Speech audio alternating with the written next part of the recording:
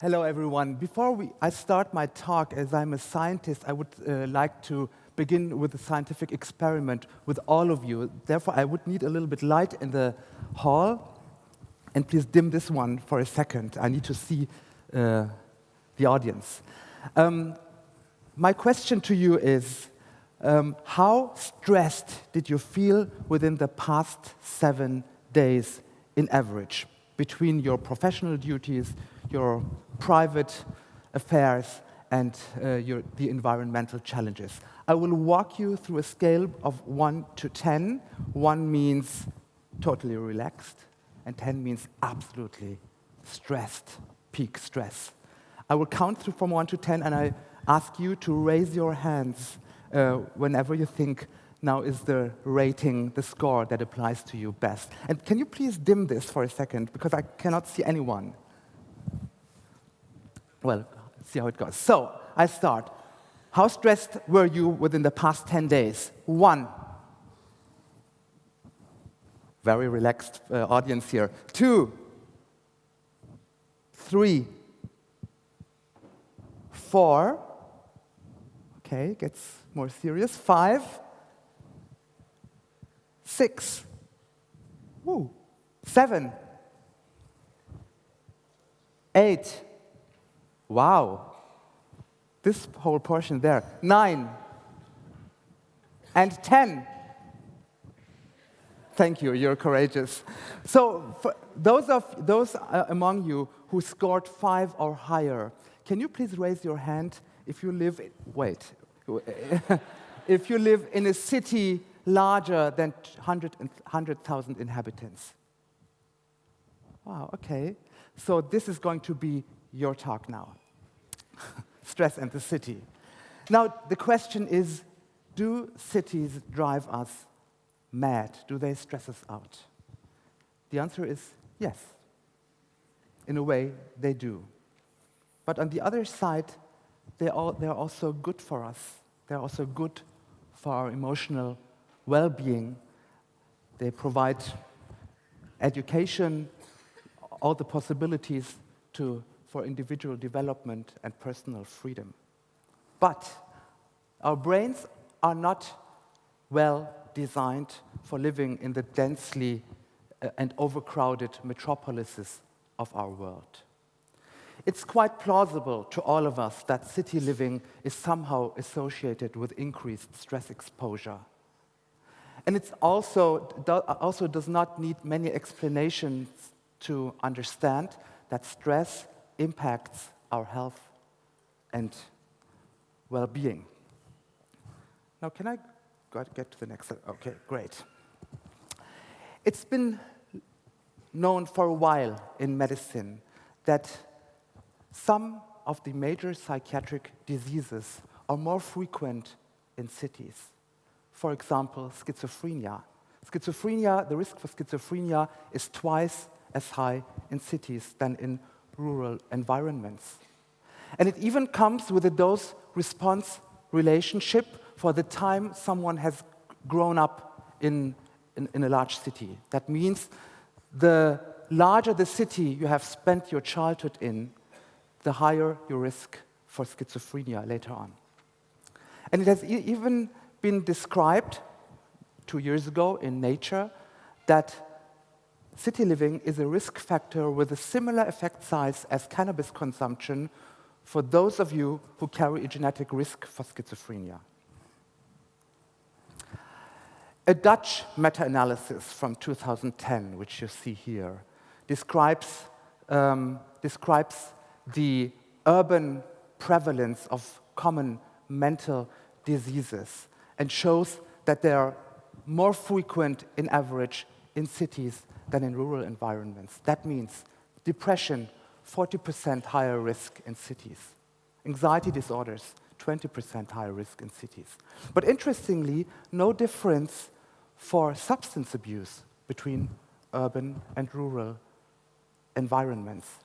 And this effect even remains stable after controlling for important confounders, which means that this difference that we see between urban and rural is not explained by population characteristics. And this is important evidence pointing towards the causation hypothesis, which means that urbanicity causes mental ill health, as opposed to the selection hypothesis, which means that high-risk individuals rather seek urban environments. But that does still not mean that city living drives us mad or that city living causes mental problems. It rather means that city living interacts with our brains and possibly interacts with psychological, genetical, or social risk factors. Why is this important? It's important because the global population living in cities is growing dramatically. I would even say that urbanization is the global change that mankind is facing within the next decades. I would say even with a similar impact on our health as climate change has. If we look at the figures, we see that by 1950, 1/3 of the global population lived in cities. Today, it's 50%. And by 2050, 2/3 of the worldwide population will live in urban environments. And that is enormous. That is an enormous change occurring on this planet. Of course, the megacities of this world are developing at different paces. If you look at Berlin, which is represented by the green slope here with no significant change from within the decades, you see that Berlin is of course not Shanghai, and Berlin is also not Mumbai. But if we look at larger geographical units, we must say that urbanization is a worldwide phenomenon and going on in all parts of the world. So now, what is it that connects urbanization with our individual stress exposure? Is there something like city-specific stress? And if yes, how does that city stress get under the skin? How does it get virulent? Well, what is stress? Stress is an unspecific physiological or psychological challenge of the organism to a reaction of the organism to a challenge that lies ahead of us. The World Health Organization has declared stress to be one of the largest and most important health challenges of the 21st century. Stress has an enormous impact on our health, on our physical health, and on our mental health. Our stress response is modulated by a variety of factors, such as our personality traits and the subsequent stress coping strategies. Our genes, the way our stress hormones react to stress, and also our living and upbringing conditions, such as whether we are living in an urban or a rural environment. But what does stress mean with regard to cities? What is city-specific stress? I would say it's the combination of social density on the one hand, social isolation on the other hand, which combines to a city-specific social stress. It's clearly shown in biology and in medicine that social density is a constant threat to the social order we live in. Overcrowding and density leads to stress and illness in a variety of species, beginning from insects to rodents and to primates, including humans. Social isolation, on the other hand, is associated with excess mortality, as this meta-analysis shows. An excess mortality that is stronger than the effect of smoking, obesity, and alcohol. Now, how can we understand what happens if that kind of social stress interacts with our brains. A recent study from Mannheim here in Germany nicely contributed to our understanding of stress as a very significant mediator to urban mental health. The authors of this study investigated in a functional brain imaging task participants who lived or had lived in rural environments, in small towns, or in large cities. They were interested in those brain regions which are particularly responsive to urban living. Participants had to fulfill a social stress test in the scanner, which means solving hard arithmetic problems under time pressure with constant negative feedback from the experimenter. Negative feedback like, can you please concentrate a little bit better? You're among the worst individuals that have ever been investigated in this laboratory, and this is really causing problems. So this is social stress in the laboratory. What did they find? Of the activated brain regions, 2 were of particular interest in the context of emotions and stress. The activation of the amygdala, which you see here, a brain region which is important for processing negative emotions and environmental threat. The activation of the amygdala correlated with the size of the city an individual currently resided in. And there was also another region that responded, the cingulate cortex. This is a major part of our limbic stress regulation system in the brain. This region was activated and correlated with the time someone was brought up as a child in a large city. And the coupling between these 2 regions, functional coupling between these 2 regions, was also associated with the time a participant has grown up and spent his childhood in a city. This connection between these 2 regions was reduced in those who had spent most of the times in larger cities, which means in brain biology that their emotion processing and emotional control is somehow reduced.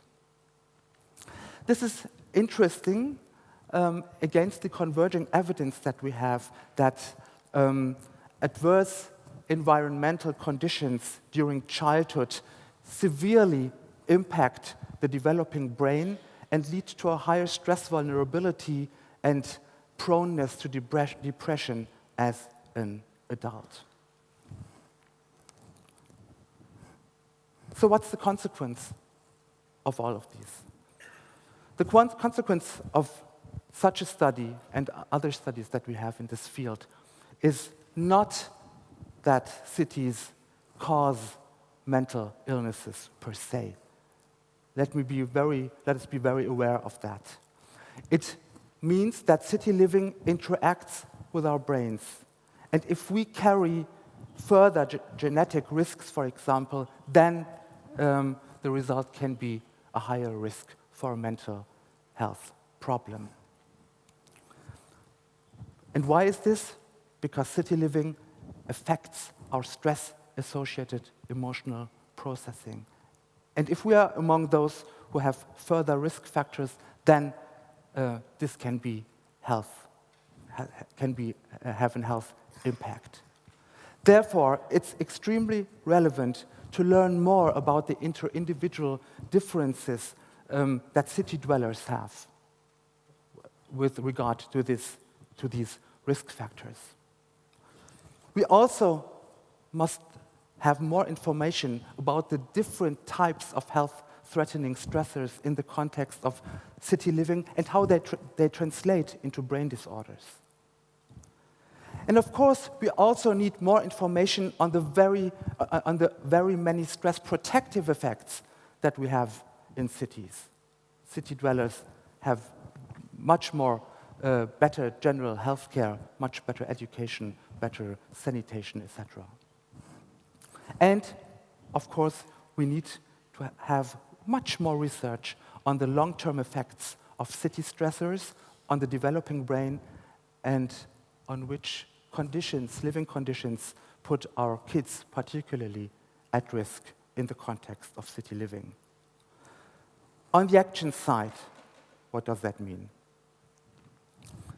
Firstly, minimize density in cities and provide room for social contacts in order to reduce stress vulnerability. And also minimize social isolation, particularly in those people who are at higher risk, for example, the older one, to promote their stress resilience and reduce their morbidity risk. And further, and probably most importantly, provide information. Provide information to the public on city stress and how to recover from stress. Provide health information on city stress comparable with the information we provide about the negative effects of smoking or unhealthy food, for example. A time ago, I proposed the term neurourbanism for this context.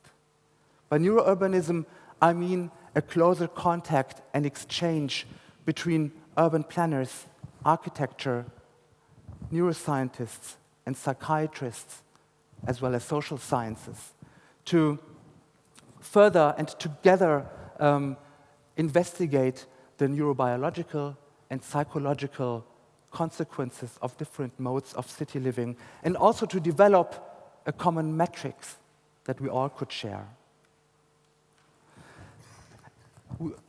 We as psychiatrists must learn more about the limits and the options of creating different living environments or housing environments. And on the other hand, urban planners and architects can benefit much better from the neuroscientific methodology we have to measure the health impact and the stress impact of different living conditions. Now, for you, especially for those of you who were among the 5 and higher scores and living in urban environments, we can put it maybe this way: live urban and gain access to the urban advantages that we have, but also be mindful with regard to stress exposure. Thank you very much.